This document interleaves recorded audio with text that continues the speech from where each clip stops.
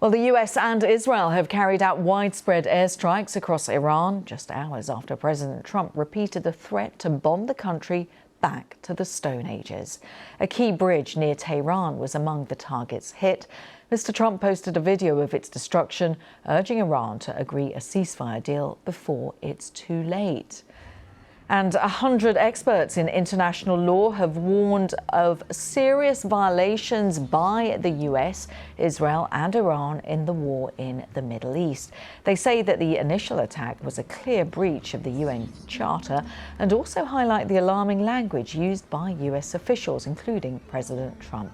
The experts also condemn Iran's actions both against its own people and civilians across the Middle East. The White House says that the US campaign was making the region safer. Well, we're keeping an eye on the live shot across the skyline of Jerusalem, where we have been witnessing a few strikes in the past few hours, a few plumes of smoke as Iran continues its strikes. So let's bring in my colleague who is there, Yilan Nell, our Middle East correspondent. Yilan, so we've heard a few blasts over Jerusalem. Bring us up to date. Well, in the early hours of the morning, there was an Iranian launch towards the center of Israel. And we've heard that there has been quite extensive property damage at different sites. It seems that this was a missile with a cluster warhead that was not intercepted, but we're not hearing any reports of injuries as in relation to that. Really showing that Iran still does have this capability to strike to strike against Israel, but also we've had reports from the Gulf in the past few hours of it striking its neighbours there as well, with the Kuwaitis reporting a strike on an oil refinery and several fires said to be in Kuwait that they're dealing with at the moment as a result of that. And in the meantime, while those countries deal with that, President Trump has issued quite a stark warning against Iran. Fill us in.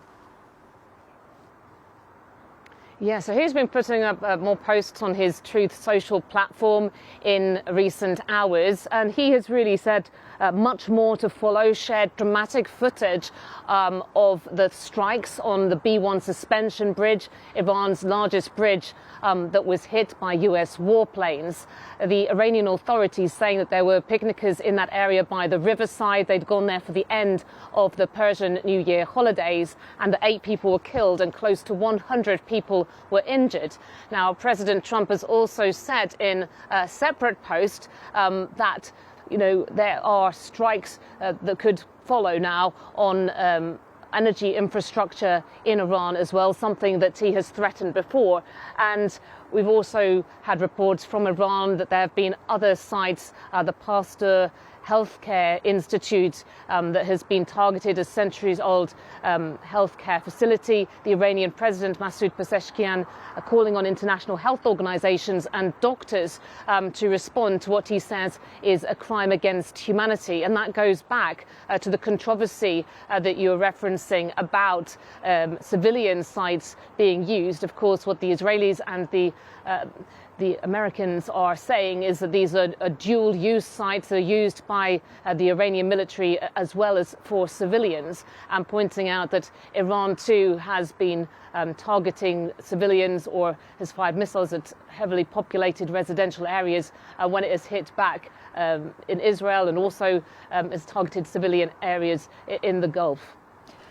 Yilan, as always, thanks so much. Yilan Nell there, our Middle East correspondent, joining us live from Jerusalem. And as we focus on Jerusalem, I want to take you to the live images that are coming from Jerusalem's old city. So while we hear those blasts across Jerusalem, we are also witnessing a liturgy in the Holy Sepulchre commemorating the Passion of Christ. It is, of course, Good Friday, a very important day for Christians globally.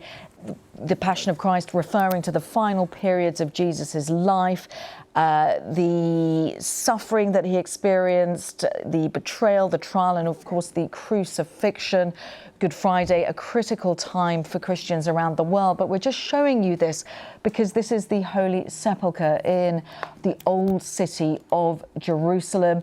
And this year, obviously, with the backdrop of the US-Israel-Iran war, Israel strictly limiting access to Jerusalem's old city, allowing only a small number of church leaders and local, what they describe as vetted worshippers into the Church of the Holy Sepulchre.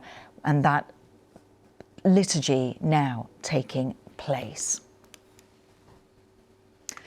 So let's also cross over to my colleague in Lebanon, in Beirut, its capital, Lina Sinjab, joining us live. Lina, we will see hearing about those blasts across Jerusalem. Bring us up to date what's happening in Lebanon, where, of course, we know that Israel continues its strikes across the country.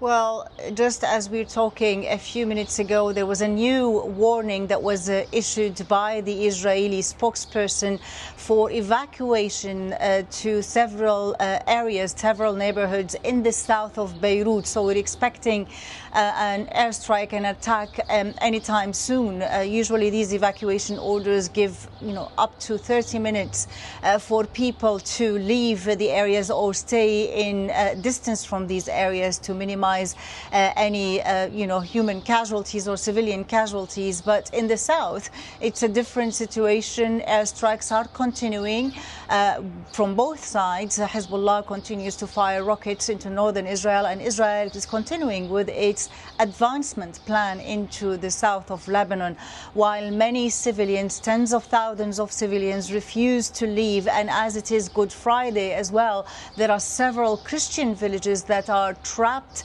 in the south, and we've heard them saying they're going to stay even if they need to eat the grass. Yesterday was 1 month since this war started on Lebanon.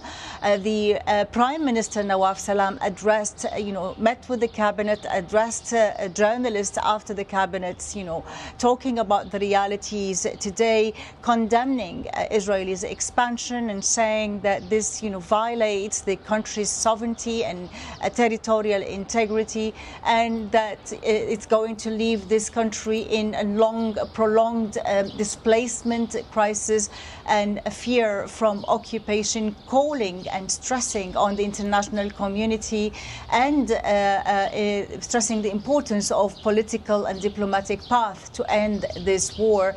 But clearly he doesn't have the power to stop Hezbollah from firing rockets and violating what the government called on to keep the war decision in the government's hand. Lina, as always, thank you so much. Lina Sinjab in Beirut. We're going to take a short break. Around the world, across the UK, you're with BBC News.